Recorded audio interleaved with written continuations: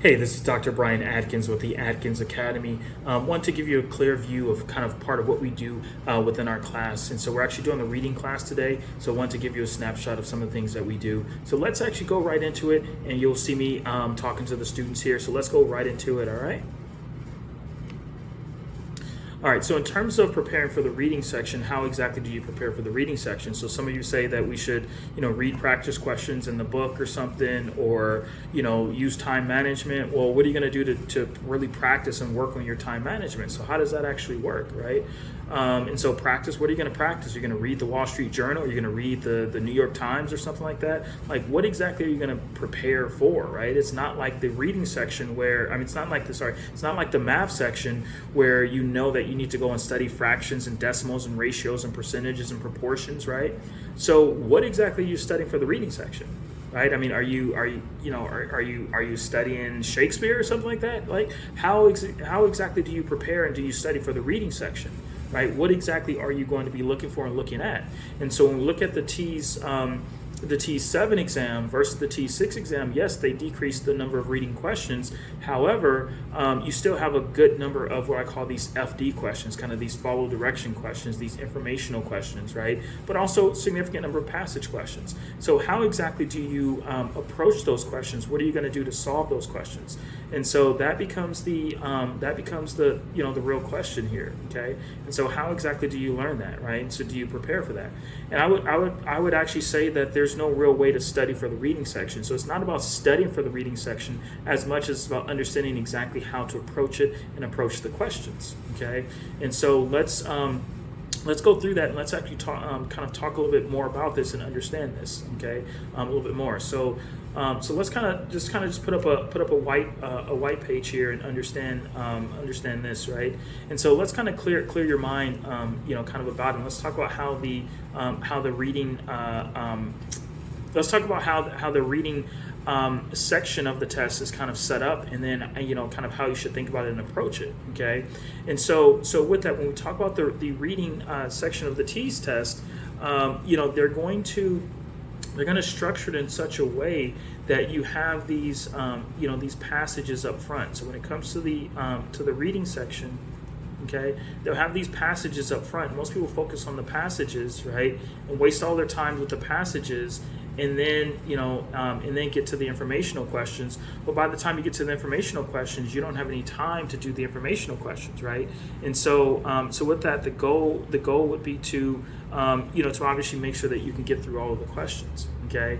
And so with that, how exactly do you we saw on the previous screen here that there are 39 questions in the reading section, right? So 39 questions in total, right? And so with those 39 questions, right, if you have, let's say, 2 passages or so, the majority of those questions are going to be passage questions. So the passage questions over here. Okay, I'm sorry. So if you have 39 questions, the majority of your questions are going to be informational questions. So informational questions. Okay, so informational questions. Okay. Whereas your passage questions, if it's 2 passages, you have about 6 to 7 questions per passage, and so with that, you're talking 12 to 14 questions or so of those 39 questions will be passage questions. So that means that the majority of your questions are really informational questions, and so we're talking about 24, 25 or so informational questions. So you have more informational questions than you do passage questions. But what happens is most people spend all their time with the passage questions, okay? And so reading the passage multiple times. And so that's definitely not the approach that you want to take to being able to do well with the reading section, okay? And so with that, let's take a slightly different approach, and let's actually do something where you kind of do what's going to work best for you. And so part of that is doing a lot more of these informational questions, and doing more of these informational questions faster, doing these informational questions first, okay? And so I would suggest that you actually start here. Okay, so start here with the informational questions and work your way toward the passage questions. And so end here, okay?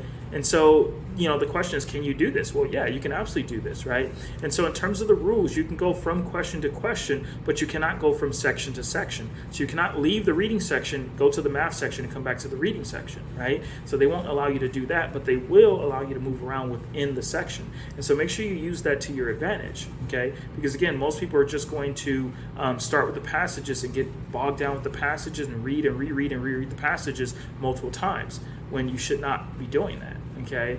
And so then you look up and you have 10 minutes left to answer the next 25 questions. You're just rushing through, the remainder of the reading questions, and just, I guess you're just going to select D, right? Your favorite letter, I guess, to answer the remaining questions that you didn't get to because you ran out of time. And so instead of playing that strategy, let's actually do a totally different strategy. Work from the back, work towards the front, and obviously do a lot of those easier informational questions first. And so if you want to learn, obviously how to do that, let's definitely talk about it now, okay? And so in terms of how to do that, one second.